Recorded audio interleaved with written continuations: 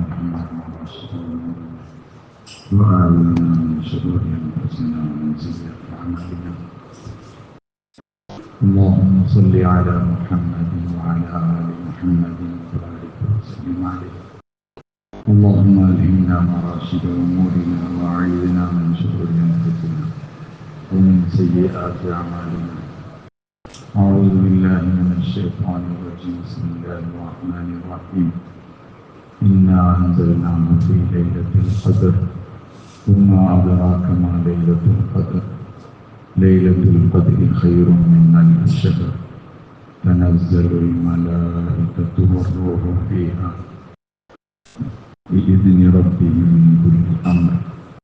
سلام هي حتى مطلع الفجر. ബഹുമാനമുള്ള നമ്മുടെ സഹോദരന്മാരെ, സ്നേഹിതന്മാരെ, അല്ലാഹു സുബ്ഹാനഹു വ തആല ഒരുമിച്ച് കൂടുന്ന കബൂലാക്കുമാറാവട്ടെ. നമ്മുടെ എല്ലാ തിന്മകളെയും നന്മകളാക്കാൻ ശ്രമിച്ചത് കാരണമാക്കുമാറാവട്ടെ. അല്ലാഹു സുബ്ഹാനഹു വ തആല നമ്മുടെ മേൽ ചെയ്ത നിഅമത്തായി പരിശുദ്ധമായ റമളാനിൽ പ്രവേശിക്കാനും നോമ്പനുഷ്ഠിക്കാനും അല്ലാഹു തആല ഭയങ്കരമായിട്ട് സന്തോഷിക്കുന്ന ദിവസമാണ് അവസാന സമയം. നോമ്പൊക്കെ നോക്കി കുറച്ചാൻ്റെ കൽപ്പനകൾ കൽപ്പിച്ച് രാത്രി നിന്ന് നിൽക്കിച്ച മനുഷ്യന്മാരോട് അവർക്ക് എത്ര ഇഷ്ടമുണ്ടാവും. നമ്മൾ എന്ത് ചോദിച്ചാലും തരും, എന്ത് ചോദിച്ചാലും തരും. റമളാന്റെ തുടക്കത്തിൽ ഞാൻ പറഞ്ഞിരുന്നു, അവ്വലുഹു റഹ്മ വഔസതുഹു മഗ്ഫിറ വആഖിറുഹു ഇത്ഖും മിനൻ നാർ. ഇതിന്റെ ആരംഭം ആദ്യത്തെ 10 റഹ്മത്താണ്. വഔസതുഹു മഗ്ഫിറ, ഇതിന്റെ അവസാന മധ്യഭാഗം മഗ്ഫിറത്താണ്. വആഖിറുഹു ഇത്ഖും മിനൻ നാർ, ഇതിന്റെ അവസാനത്തേത് നരകത്തിൽ നിന്നുള്ള മോചനാണ്. മുഹദ്ദിസീങ്ങൾ എഴുതുന്നുണ്ട്, ഒന്നാമത്തെ 10 നോമ്പനുഷ്ഠിക്കുകയും വിവാദിയൊക്കെ ചെയ്ത് റഹ്മത്ത് അല്ലാഹുവിന്റെ മേൽ കൊതിയും, അപ്പം അവൻ പാപമോചനത്തിന് അർഹനാവും. രണ്ടാമത്തെ 10 അവന് പാപങ്ങൾ പുറത്തു കൊടുക്കും. പാപങ്ങളൊക്കെ പുറത്ത് രണ്ടാമത്തെ 10 കഴിയുമ്പോഴേക്കും പിന്നെ അവനെ നരകത്തിൽ നിന്ന് മോചിപ്പിക്കാനാവും. ഇപ്പൊ നമ്മൾ അതിലാണ് നമ്മൾ അള്ളാഹുവോട് നരകത്തിൽ നിന്ന് മോചനം ചോദിക്കണം. നരകം എന്ന് പറഞ്ഞാൽ നമുക്ക് അറിയാം, നമ്മളിങ്ങനെ നരകം എന്നിങ്ങനെ കേട്ടിട്ടേ ഉള്ളൂ. നരകത്തിൽ പോയ ഒരു മനുഷ്യന് താങ്ങാൻ കഴിയില്ല. നരകം ഭയാനകമാണ്. നരകം എങ്ങനെ താങ്ങാം? കഠിനമായ ശിക്ഷയ്ക്കും. നരകത്തിന് ഒരു തൊട്ടി വെള്ളം കോരിയിട്ട് ഭൂമിയിൽ കുഴിക്കുകയാണെങ്കിൽ ആ ഹമീമെന്ന് ഇല്ല ഹമീമൻ വഹസ്സാഖ എന്ന് പറയുന്നത് ഖുർആൻ സൂറത്തിന്റെ ബൈൽ. ഇല്ല ഹമീമൻ വഹസ്സാഖ, അവിടെ ഹമീമും വഹസ്സാഖ് അല്ലാതെ ഓർമ്മയുണ്ടാവില്ല. ലാ ബാരിദുൻ വലാ കരീം. ആ ഹമീം തളച്ചു മറിയുന്ന വെള്ളം ഒരു തൊട്ടി ഭൂമിയിൽ കുഴിക്കുകയാണെങ്കിൽ പിന്നെ ഭൂമിയിൽ പുല്ല് മുളക്കൂല. മലപ്പുറം ജില്ല എന്നല്ല പറഞ്ഞു, ഭൂമിയിൽ എന്തേക്കാതെ അതിനാണ് മനുഷ്യനെ കൊണ്ടുവരുന്നത്. അതാണ് നമുക്ക് കുടിക്കാൻ കൊടുക്കുന്നത്. ആലോചിച്ചു, മനുഷ്യനായി പോയി വീണാൽ ആരാ രസം കൊടുക്കുക? മൊത്തം ദുനിയാവ് കൊടുത്താലും എന്നെ രക്ഷപ്പെടുത്തിയാൽ മതി എന്ന് മനുഷ്യൻ പറയുന്നത് ഖുർആൻ പറയുന്നത്. യവദ്ദുൽ മുജ്രിമു ലൗ യഫ്തദി മിൻ അദാബി യൗമിഹിൻ ബിബനി വസാഹിബതിഹി വബനി. പറയുന്നത് ഓരോ മനുഷ്യനും ആഗ്രഹിച്ചു പോകും, എന്നെ നരകത്തിന് രക്ഷപ്പെടുത്താൻ വേണ്ടി എൻ്റെ ഭാര്യനെയും എൻ്റെ മക്കളെയും ആശീറത്തൊക്കെല്ലാം തുമ്പി അവയെ നൽകിയിരുന്ന അവൻ്റെ കുടുംബങ്ങൾ, കളാപ്പ, മുത്താപ്പ, അമ്മായി, അമ്മായിമ്മ, അമ്മോശൻ, ഈ പറഞ്ഞ കുറേ ആൾക്കാരുണ്ടല്ലോ, അവരൊക്കെ നരകത്തിൽ കിട്ടോ. എന്നിട്ട് പോരെ ഒമത്തിൽ അറിഞ്ഞ് ജന്നിയാണ് ഭൂമിയിലുള്ള മുഴുവൻ ആളെയും നരകത്തിൽ കിട്ട പഠിച്ചവനെ തുമ്മയിച്ച് അവനെ രക്ഷപ്പെടുത്തിയാൽ മതി മാത്രമേ അവൻ പറയുള്ളൂ. ഇത് അല്ലാഹു പറയുന്നതാണ്. ഇതിലേക്കാണ് മനുഷ്യൻ നടന്നു നിൽക്കുന്നത്.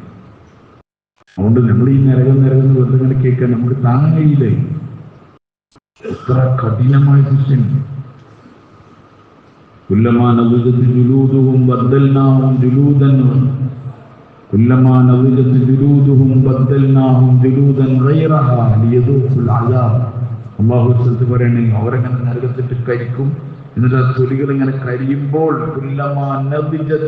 ജുലൂദുഹും, അവരുടെ തൊലികൾ ഇങ്ങനെ കരിയുമ്പോൾ ബദ്ദൽനാഹും ജുലൂദൻ ഗൈറഹ, നമ്മൾ അവർക്ക് വേറെ തൊലികൾ ഇങ്ങനെ കൊടുക്കും. ലിയദൂഖുൽ അദാബ്, ശിക്ഷ രക്ഷിക്കാൻ വേണ്ടി.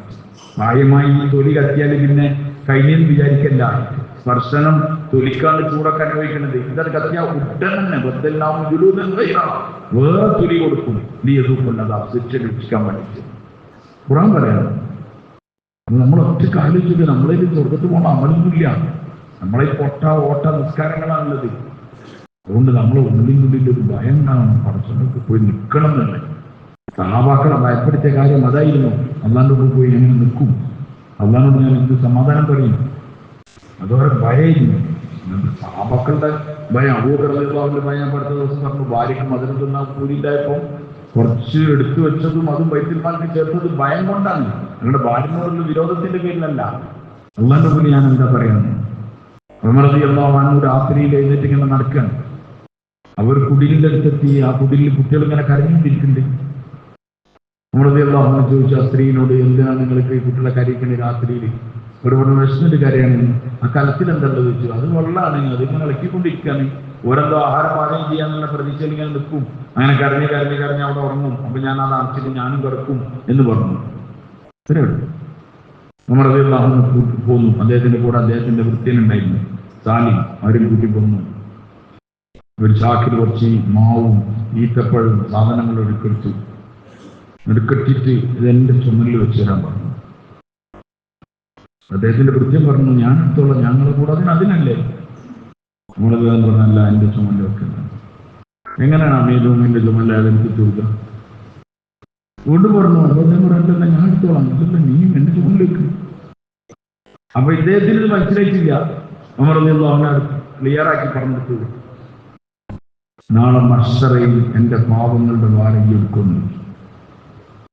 അതിനോട് നമുക്ക് ആ ഉമർ ചുമലിലായിട്ട് അത് പോയി കൊണ്ടുപോയി അവിടെ വെച്ച് വസ്ത്രയുടെ കയ്യിൽ അത് കൊടുത്തു. ഈത്തപ്പഴം മാവും നെയ്യും ഒക്കെ കൊടുത്തു. അത് ആ വെള്ളത്തിലിട്ട് ഉണ്ടാക്കി ആ മക്കൾക്ക് കൊടുത്തു. അപ്പൊ സ്ത്രീ പറഞ്ഞു, യഥാർത്ഥത്തിൽ അമീറാവാൻ യോഗ്യൻ യഥാർത്ഥത്തിൽ നിങ്ങളാണ്. അപ്പം ഉമർ റളിയല്ലാഹു അൻഹു പറഞ്ഞു, സഹോദരി, നിങ്ങളിങ്ങനെ കഷ്ടപ്പെടുന്നത് ഉമർ എങ്ങനെ അറിയാനാണ്? സ്ത്രീ പറഞ്ഞു, ഞങ്ങൾ ഇത്ര കഷ്ടപ്പെട്ടിട്ട് ഉമർ എങ്ങനെ അറിയാനാണോ അയാൾ ഞങ്ങളെ നേതാവായിരിക്കും? ഉമർ റളിയല്ലാഹു അൻഹു പറഞ്ഞു, സഹോദരി, നാളെ അങ്ങോട്ടേക്ക് വരും,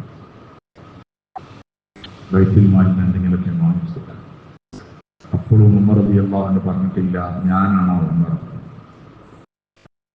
മാറിയിരുന്ന ഒരു കല്ലിൽ അദ്ദേഹത്തിന്റെ വൃത്തിൻ ചോദിക്കുന്നുണ്ട്, എന്തിനാ ഇരുന്നത് നിങ്ങൾക്ക് അറിയുമെന്ന് ചോദിക്കുന്നു ഉമർ റളിയല്ലാഹു അൻഹു. ആ മക്കൾ കരയുന്നത് ഞാൻ കണ്ടു. ഇപ്പൊ അവർ ഭക്ഷണം കഴിച്ച് ചിരിക്കുന്നത് കാണാനല്ലോ വിചാരിച്ചിരിക്കാൻ. ഞങ്ങൾ ഉമർ റളിയല്ലാഹു അൻഹുവിനെ പഠിച്ചില്ലെങ്കിലാണ് നിങ്ങളെ കണ്ണ് നനയുള്ളൂ. കാരണം ഉമർ റളിയല്ലാഹു അൻഹു ഇസ്ലാമിലേക്ക് സ്വന്തം വന്നതല്ല, അള്ളാഹുവിന്റെ ഹബീബായ നബി സല്ലല്ലാഹു അലൈഹി വസല്ലം ചോദിച്ചു വാങ്ങിയതാണ്. അള്ളാഹിനോട് എനിക്ക് ഉമറിനെ വേണം.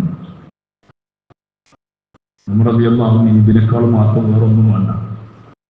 അല്ലാഹുമ്മ ഉമർ റളിയല്ലാഹു അൻഹുവിനെ പറ്റി നബി സല്ലല്ലാഹു അലൈഹി വസല്ലം പറഞ്ഞു, അംർ ഇബ്നു ഹിശാമിനെ കൊണ്ടോ ഉമർ ബിൻ ഖത്താബിനെ കൊണ്ടോ ഇസ്ലാമിനെ ശക്തിപ്പെടുത്തണം. നബിതങ്ങളുടെ സാധനങ്ങളെ ദുആ കബൂലായിട്ട് വന്നതാണ് ഉമർ റളിയല്ലാഹു. ആ ഉമർ റളിയല്ലാഹു അൻഹുവിനാണ് രാത്രി കൊണ്ടുവന്നത്. മറ്റൊരു മദീനന്റെ കുറച്ച് ഹറ എന്ന് പറഞ്ഞ പ്രദേശത്ത് അങ്ങനെ പോകുമ്പോൾ ഉമർ റളിയല്ലാഹു അൻഹു ഒറ്റക്കാണ്. ആളുകളുടെ അവസ്ഥ അറിയാൻ വേണ്ടി ഇങ്ങനെ നടക്കുകയാണ്. അവർ കരിമ്പടം കൊണ്ട് ഒരു കൂടാരം ഉണ്ടാക്കിയിട്ടുണ്ട്. സാധാരണ ആളുകൾ പെട്ടെന്ന് കൂടാരം ഉണ്ടാക്കും. അപ്പൊ അവിടെ താമസിച്ചു. രാത്രിയാണ്. ഒരു ചെറുപ്പക്കാരൻ പുറത്തിങ്ങനെ നിൽക്കുന്നുണ്ട്. നമ്മൾ എല്ലാം ചോദിച്ചു, എന്താ അവിടെ നിൽക്കുന്നത്, എന്തൊക്കെയാണ്? അദ്ദേഹം പറഞ്ഞു, ഞങ്ങൾ മദീനയിലേക്ക് വരികയായിരുന്നു. രാത്രി ഇരുട്ടായപ്പോൾ ഇവിടെ കൂടാരം കെട്ടി ഇവിടെ താമസിക്കാനെന്ന് പറഞ്ഞു. നമ്മുടെ സംസാരിക്കുന്നതിനിടയിൽ കൂടാരത്തിന്റെ ഉള്ളിൽ നിന്ന് ഞരങ്ങൽ ശബ്ദം, വിഷമത്തിന്റെ വേദനയുടെ ശബ്ദം കേട്ടോ. നമ്മുടെ എന്താ ഇതിൽ നിന്നൊരു ഞരങ്ങൽ ശബ്ദം കേൾക്കുന്നത്? രാത്രി സമയമാണ്, ഒരാളാണ്, അന്യപുരുഷനാണ്. അപ്പൊ ഇദ്ദേഹം പറഞ്ഞ സഹോദരൻ നിങ്ങൾ എന്താ ആവശ്യത്തിനാണ് വന്നത്, അതിന് പോയിക്കോടി നിങ്ങൾ എല്ലാം ഉച്ചയ്ക്ക് കഴിഞ്ഞ് അന്വേഷിക്കേണ്ടെന്നുള്ള അർത്ഥത്തിൽ. നമ്മുടെ തന്നെ പറഞ്ഞു നല്ല സഹോദരൻ എന്തോ ഒരു വേദന അനുഭവിക്കുന്ന ശബ്ദമാണല്ലോ എന്ന് പറഞ്ഞു. നിർബന്ധിച്ചപ്പോൾ അദ്ദേഹം നിർബന്ധിതനായി പറയാൻ. അദ്ദേഹം പറഞ്ഞു എന്റെ ഭാര്യ അവള് ഗർഭിണിയാണ്, പ്രസവവേദന അനുഭവിക്കുന്നു. നമ്മൾ ചോദിച്ചു ആരെക്കൂടെ ഉള്ളത്, ആരുമില്ല, ഞാൻ മോളുള്ളൂ. പിന്നെ വല്ലാതെ സംസാരിക്കാതെ വേഗം വീട്ടിൽ പോയി. ഉമർ റളിയല്ലാഹു അൻഹു ഭാര്യ ചോദിച്ചു, ഒരു ഗ്രാമീണനായ ഒരു ചെറുപ്പക്കാരനുണ്ട്, അയാളുടെ ഭാര്യന്റെ പ്രസവം എടുക്കാൻ റെഡിയാണ്. അമീറും പിന്നെ അന്നൊക്കെ അനുവാദം ഞാൻ റെഡിയാണെന്ന് പറഞ്ഞു. ഒരു ചാക്കിൽ ഈത്തപ്പഴവും മാവും നെയ്യും സാധനങ്ങളൊക്കെ എടുത്തു. മറ്റേ അവർക്ക് ആവശ്യമുള്ള ബാക്കി സാധനങ്ങൾ, തുണി സാധനങ്ങളൊക്കെ എടുത്തു. അത് അവരെ കയ്യിലും കൊടുത്തു. സ്വന്തം ഭാര്യയും കൊണ്ടുപോവാൻ ആ കരിപ്പടത്തിന്റെ ഉള്ളിലേക്ക് പ്രവേശിപ്പിച്ചു. ഉമർ റളിയല്ലാഹു അൻഹു നീ വാന്ന് പറഞ്ഞ് ഇയാൾ വിളിച്ചിട്ടൊന്നുമില്ല, കാരണം ഇയാൾ ദുഃഖത്തിലും വേദനയിലുള്ളത്. ഉമർ റളിയല്ലാഹു അൻഹു എന്നെ സ്വന്തം കൈകൊണ്ട് കല്ലുകൾ എടുത്ത് 3 കൂട്ടി അതിലൊരു പാത്രം വെച്ച് വിറക് ശേഖരിച്ച് കത്തിച്ചു. രാത്രി എന്നിട്ട് അടുപ്പിലൂതി. ചെറുപ്പക്കാരൻ പറയുന്നുണ്ട്, അദ്ദേഹത്തിന്റെ താടിന്റെ ഉള്ളിലൂടെ പുക പോകണമെന്ന് ഞാൻ കാണുന്നുണ്ട്. ഭക്ഷണം പാചകം ചെയ്തു. നെയ്യും ഈത്തപ്പഴവും മാവൊക്കെ ഇട്ടിട്ട് ഒരുത്തരം ഭക്ഷണം പാചകം. ആരാ ഈ ഭക്ഷണം പാചകം ചെയ്യുന്ന ആള്? ഈ ഭക്ഷണം പാചകം ചെയ്യുന്ന ആരാണ്? ഏതോ ഒരു ഗ്രാമീണനുള്ളിൽ ആര് പാചകം ചെയ്യുന്നു? ഇസ്ലാമിക ലോകം അറിയപ്പെടുന്ന, ലോകം ഞെട്ടിവിറപ്പിച്ച അതൊരു ഉമർ ബിൻ ഖത്താബാണ്. സ്വന്തം അടുപ്പിൽ കൂടി കല്ല് സ്വന്തം എടുത്തു വെച്ചിട്ട് വിറക് ശേഖരിച്ചിട്ട് ഈ ഗ്രാമീണന് ഭക്ഷണം ഉണ്ടാക്കുന്നത്. ആ ചെറുപ്പക്കാരൻ വിചിത്രമായി അത്ഭുതത്തോടെ നോക്കി നിൽക്കുകയാണ്. ഇതിനിടയിൽ പ്രസവം നടന്ന ഇതിൻ്റെ ഉള്ളിൽ, കൂടാരത്തിന്റെ ഉള്ളിൽ. ഭാര്യ സാധാരണഗതിയിൽ വീട്ടിൽ വിളിക്കുന്നത് പോലെ ഉമർ റളിയല്ലാഹു അൻഹുവിന്റെ ഭാര്യ അറിയാതെ വിളിച്ചുപോയി, അമീറുൽ മുഅ്മിനീൻ നിങ്ങളെ സഹോദരൻ ആൺകുഞ്ഞ് ജനിച്ചിട്ടുണ്ട്. അമീറുൽ മുഅ്മിനീൻ എന്ന പദം കേട്ടപ്പോഴേക്കും ഞെട്ടി ബേജാറായി വെപ്രാളപ്പെട്ടു. ഇതാരും ഉമറോ? ഉമർ റളിയല്ലാഹു അൻഹു അയാൾ സമാധാനിക്കാതെ സഹോദരൻ അവർക്ക് ഭക്ഷണം കൊടുത്തു, കാര്യങ്ങളൊക്കെ ചെയ്തു കൊടുത്തു. നാളെ അങ്ങോട്ട് ബൈത്തുൽ മാലിലേക്ക് അമീറുൽ മുഅ്മിനീന്റെ അടുത്തേക്ക് വരാൻ വേണ്ടി പറഞ്ഞിട്ട് പോകും. നമ്മൾ മനസ്സിലാക്കണം, നബിതങ്ങൾ മുബാറക്കായ സത്യം മാത്രം പറഞ്ഞ നാവുകൊണ്ട് അല്ലാഹുവിന്റെ ഹബീബ് പറഞ്ഞതാണ് ഉമറുൽ ജന്ന, ഉമർ സ്വർഗവാസിയാണ്. ഉമർ സ്വർഗവാസിയാണ്. ഇതേപോലെ ഇരിക്കുമ്പോൾ നബിതങ്ങൾ ശാസ്ത്രങ്ങൾ പറഞ്ഞു, എന്റെ ഉമ്മത്തിൽ ഒരാളുണ്ട് സ്വർഗത്തിന്റെ എല്ലാ കവാടങ്ങളിൽ നിന്നും മർഹബ മർഹബ എന്ന് വിളിക്കും എന്നൊക്കെ പറഞ്ഞു. എല്ലാവരും ഞാൻ നോക്കണം ആരാണത്. നബിതങ്ങൾ ശാസ്ത്രങ്ങൾ പറഞ്ഞു അത് അബൂബക്കർ. കുറച്ച് കഴിഞ്ഞ് പറഞ്ഞു എനിക്ക് സ്വർഗം കാണിക്കപ്പെട്ടു. എന്റെ ജിബ്രീൽ അലൈഹിസ്സലാം കൂട്ടിക്കൊണ്ടുപോയി ഞങ്ങൾക്ക് സ്വർഗം കാണിച്ചു. സ്വർഗത്തിൽ അതിമനോഹരമായ, ഹൃദയത്തിനെ ഹഠാതാകർഷിക്കുന്ന അതിമനോഹരമായ ഒരൊറ്റ മുത്തിനാൽ, വെള്ള മുത്തിനാലുള്ള കൊട്ടാരം എനിക്ക് കാണിക്കപ്പെട്ടു. ഞാൻ അതിൽ ആകർഷ്ടനായി. ഞാൻ അതിനോട് അടുത്തേക്ക് അടുത്തു. ഞാൻ ചോദിച്ചു, ജിബ്രീൽ ഇതാർക്കുള്ളതാണ്? എന്നോട് പറഞ്ഞു അത് ഉമർ ബിൻ ഖത്താബിനുള്ളതാണ്. ഉമറിന്റെ രോഷം എനിക്ക് ഓർമ്മ വന്നു, എനിക്ക് ഓർമ്മ വന്നു. ഞാൻ ഇങ്ങനെ പിന്നോട്ടേക്ക് വന്നു എന്ന് നബിതങ്ങൾ ശാസ്ത്രങ്ങൾ സദസ്സിൽ പറഞ്ഞപ്പം തലകുനിഞ്ഞിരുന്ന് കരയുന്ന ഉമർ തലപൊക്കിയിട്ട് ചോദിച്ചു, അല്ലാഹുവിന്റെ റസൂൽ സല്ലല്ലാഹു അലൈഹി വസല്ലം അങ്ങയോട് ഞാൻ വീറത്ത് കാട്ടുന്നു. നുബുവത്തിന്റെ നാവുകളുടെ കൊട്ടാരത്തിന്റെ വിശേഷണം പറഞ്ഞിട്ട് ഇത് ഉമർ ബിൻ ഖത്താബ് റളിയല്ലാഹു അൻഹു ഉള്ളതാണ് പറഞ്ഞത്. ആ ഉമർ റളിയല്ലാഹു അൻഹു ഈ പാതിരാത്രിയിൽ അവിടെ പോയിട്ട് ആ ഏതോ ഗ്രാമീണന്റെ ഭാര്യന്റെ പ്രസവം എടുക്കുകയും അവന് ഭക്ഷണം ഉണ്ടാക്കി കൊടുക്കുന്നത്. എന്താണ് ഇതിന്റെ സംഭവം എന്നറിയോ?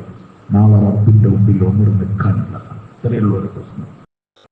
ഈ ഇരിക്കുന്ന ഞാനും നോക്കി നിൽക്കാനുള്ളതാണ്. ഇപ്പോൾ നമ്മളെ ഭാര്യ, നമ്മളെ മക്കളോ, നമ്മളെ തറവാടോ, നമ്മളെ കുടുംബവും നമ്മളെ ഒന്നും ഉണ്ടാവില്ല കേട്ടോ. നമ്മളെ ഈമാനും നമ്മളെ അമലും നമ്മളും നമ്മളെ പരസ്പരമായിട്ടുള്ള ബന്ധം മാത്രമേ ഉണ്ടാവുള്ളൂ. അത് നമ്മൾ ഓരോരുത്തരും നന്നാക്കുക. അത് നന്നാക്കാനുള്ള ദൗത്യമാണിത്. ഇനി അടുത്ത റമദാൻ ഉണ്ടെന്ന് അറിയില്ല. നമുക്ക് പരിചയമുള്ള പലരും ഈ റമദാൻ തന്നെ പൗരങ്ങളിലെ നമ്മളെ പറ്റിയൊക്കെ എന്തെങ്കിലും ഉണ്ടാവുക അല്ലാഹുവിന് മാത്രമേ അറിയൂ. അല്ലാഹു നമുക്ക് ദീർഘായുസ്സും ആഫിയത്തും തീരുമാനമാവട്ടെ. ഇത് നമ്മളെ ദുആയാണ്. ഇത് നമ്മളൊരു ദുആയാണ്. തെറ്റിക്കൊള്ളുന്നവര് നിർബന്ധമില്ല. അതുകൊണ്ട് സാറിന് ഇന്നത്തെ രാത്രി ഒന്ന് അള്ളാനെ സ്വന്താക്കി, ഒന്ന് അള്ളാന്റെ മുമ്പിൽ ഒന്ന് കരി. നമ്മൾ വിചാരിക്കുന്ന അള്ളാഹു ഇത്ര വിദൂരസ്ഥനാണ്, നമ്മളൊന്നും മെയിൻ്റാക്കില്ല, നമ്മളെ കയ്യൊഴിയും. ഇല്ല സാധനമാരെ, അള്ളാഹ് അങ്ങനെ ഇല്ല.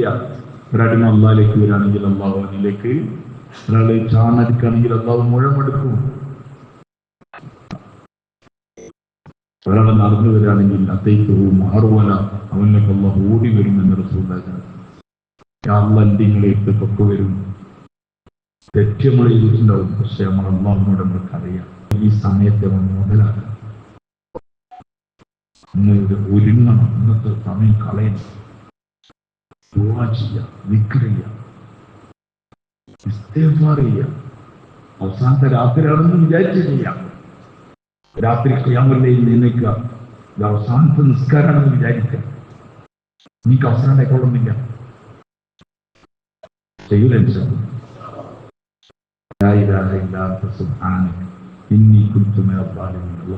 ഇഷ്ടമുള്ള ദിക്റാണ്. 3 പ്രാവശ്യം ഒരാൾ അടുപ്പിച്ച് പറഞ്ഞാൽ, എന്നിട്ട് അള്ളാഹുവിനോട് എന്തെങ്കിലും ചോദിച്ചാൽ ദുആ ചെയ്യാമെന്ന് അവന്റെ ദുആ കബൂലാക്കും എന്നൊരു സുബ്ഹാനല്ലാഹ്. 3 പ്രാവശ്യം പറയാൻ ആർക്കാ അറിയാത്ത? ലാ ഇലാഹ ഇല്ലാ അൻത സുബ്ഹാനക ഇന്നി കുൻതു മിനൽ ളാലിമീൻ. എല്ലാ ദുആന്റെ മുമ്പിൽ നമ്മൾ ഇത് ചൊല്ലണം. ഒറ്റയ്ക്ക് നമ്മൾ ദുആ ചെയ്യുമ്പോഴൊക്കെ അൽഹംദുലില്ലാഹി റബ്ബിൽ ആലമീൻ അല്ലാഹുമ്മ സ്വല്ലി അലാ മുഹമ്മദ് വഅലാ ആലി മുഹമ്മദ് വബാരിക് വസല്ലിം അലൈഹി ലാ ഇലാഹ ഇല്ലാ അൻത സുബ്ഹാനക ഇന്നി. 3 പ്രാവശ്യം ബോധത്തോടെ പറയാ, ഞാനാണ് കുറ്റക്കാരൻ, നീ പരിശുദ്ധവാനാണ് പ്രശ്നം.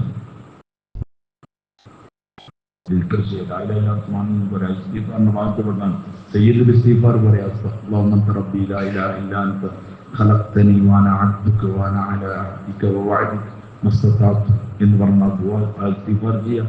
അസ്തഗ്ഫിറുല്ലാഹൽ അസീം പറയാ, അസ്തഗ്ഫിറുല്ലാഹ റബ്ബി മിൻ കുല്ലി ദംബിൻ വഖതിയത്തിൻ വഅതൂബു ഇലൈഹി ആണെങ്കിൽ അത് പറയാ. لا إله إلا الله പറയാ, لا إله إلا الله وحده لا شريك له له الملك وله الحمد وهو على كل شيء قدير പറയാ. لا إله إلا الله وحده لا شريك له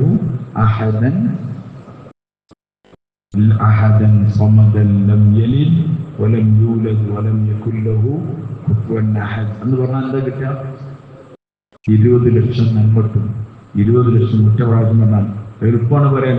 ലാ ഇലാഹ ഇല്ലല്ലാഹു വഹ്ദഹു ലാ ശരീക ലഹു. ലാ ഇലാഹ ഇല്ലല്ലാഹു വഹ്ദഹു ലാ ശരീക. ലാ ഇലാഹ ഇല്ലല്ലാഹ്, അല്ലാഹു ലാ ഇലാഹ ഇല്ല. വഹ്ദഹു, അവൻ ഏകനാണ്. ലാ ശരീക ലഹു, അവന് പങ്കുകാരനില്ല. അഹദൻ, ഖുൽ ഹുവല്ലാഹു അഹദ് എന്നല്ല, അഹദൻ, അവൻ ഏകനാണ്. സമദൻ, അവൻ നിരാശ്രയനാണ്. പിന്നെ ലം യലിദ് വലം യൂലദ്, അവനാരും മകനുമില്ല, അവന് മക്കളുമില്ല. അവനാരും പിതാവുമല്ല, അവന് മക്കളുമില്ല. ലം യലിദ് വലം യൂലദ് വലം യകുൽ ലഹു കുഫുവൻ അഹദ്, അവന് സാമ്യനായി, അവന് കുഫുവായി ഒരാളുമില്ല. അത് നല്ല ബോധത്തോടെ പറയാം. അള്ളാഹു ഭയങ്കര ഇഷ്ടിക്കായി എൻ്റെ അടിമ ഒരു പള്ളിന്റെ മൂലയിൽ നിന്നിട്ട് പാതിരാത്രി എന്നെ പുകഴ്ത്തിയവൻ, എൻ്റെ ഏകത്വം പറയാനവൻ. അവന് സുഖമായി കടന്നുറങ്ങായിരുന്നു, പക്ഷെ അവൻ എന്നോടുള്ള ഇഷ്ടത്തിന്റെ പേരിൽ, എന്റെ മുന്നിൽ വന്ന് നിൽക്കണല്ലോ എന്നുള്ള ഭയത്തിന്റെ പേരിൽ അവൻ രാത്രിയിൽ എന്നിട്ട് പറയാണ്. കാരണം അല്ല നമ്മൾ നോക്കിക്കൊണ്ടിരിക്കാൻ, അതുകൊണ്ട് ഈ ദിക്റുകൾ ചെല്ലണം. ഒരു റാന്നില്ല 20 ലക്ഷം കിട്ടും. നന്മ അള്ളാഹ് ഒന്നൊരു വിഷയമല്ല. നമ്മൾ ചെല്ലുക, ഒറ്റയ്ക്കിരുന്ന് ഖുർആൻ ഓതുക, അള്ളാഹുവിലേക്ക് തിരിയാ, കരയാ, ഒറ്റയ്ക്ക് പറഞ്ഞു തുടങ്ങാം. അത് ശീലിക്കണം. ദുആ ചെയ്യാൻ നമുക്ക് ഭയങ്കര മടിയിലുള്ളത്. സമര ബാക്കിൽ ഇങ്ങനെ കൈ പിടിക്കാം, അങ്ങനെ സമരം ഇങ്ങനെ പറഞ്ഞുകൊണ്ടാവും. അവരിങ്ങനെ ആമീൻ പറയുണ്ടാവും, ചിലർ ആമീനും പറയില്ല. ലാശത്തും ഇങ്ങനെ ഇങ്ങനെ ആക്കിയാൽ മധ്യരയെ ചോദിച്ച മുഴുവനും പഞ്ചായി എന്നുള്ളതാണ്. സ്ക്രീൻഷോട്ടിന്റെ ഒക്കെ കാലല്ലേ, തങ്ങൾ അതിന് പറയും പൈസ അടക്കണ്ട, സ്കാൻ ആയില്ല. ലാസ്റ്റ് ഞങ്ങൾ സ്കാൻ ചെയ്ത് വിട്ടാൽ അത് പോയിക്കോളും. അവിടെ നല്ലപോലെ ഒറ്റക്ക് ദുആ ചെയ്ത് പഠിക്കണം. ഒറ്റക്ക് എവിടെങ്കിലും ഇരുന്നിട്ട് ഫുള്ള് പറയണം. ഞാൻ പറഞ്ഞാൽ കേൾക്കൂല നിങ്ങൾ ആരും വിചാരിക്കും. അങ്ങനെ വിചാരിച്ചാൽ ഭയങ്കര നഷ്ടപോലെയാണ്. അവനാണ് ഏറ്റവും വലിയ നഷ്ടം. അവൻ നിരാശയുള്ള ആളാണ്. അള്ളാഹ് നമ്മളെ കാക്കട്ടെ. കാഫിരിങ്ങൊക്കെയാണ് നിരാശ. ഞാൻ പറഞ്ഞാൽ കേൾക്കൂല എന്ന് വിചാരിക്കരുത്. എല്ലാവരും പറഞ്ഞേക്കാളും കൂടുതൽ കേൾക്കല് ആര് പറഞ്ഞാലാണ്? ഞാനുണ്ട് അള്ളാഹു അങ്ങനെയാണ്. നമ്മൾ അള്ളാഹിനെ നിഷേധിച്ചിട്ടില്ല, പാപം ചെയ്തിട്ടുണ്ടാവാം, പക്ഷെ അള്ളല്ലാതെ നമ്മൾ പറഞ്ഞിട്ടുണ്ടാവില്ല. അങ്ങനെ ഒരു അർത്ഥം നമുക്കില്ല നമ്മൾ പറഞ്ഞിട്ടുണ്ട്. അള്ളാഹിനോട് നമുക്ക് ഉള്ളിൽ ഇഷ്ടമുണ്ട്, അവൻ അള്ളാഹിനോട് പറഞ്ഞാൽ മതി. അത് അള്ളാഹ് അറിയുന്നുണ്ട്. അതുകൊണ്ട് ധൈര്യത്തിൽ ചോദിക്കാം, ചോദിക്കില്ല അള്ളാഹു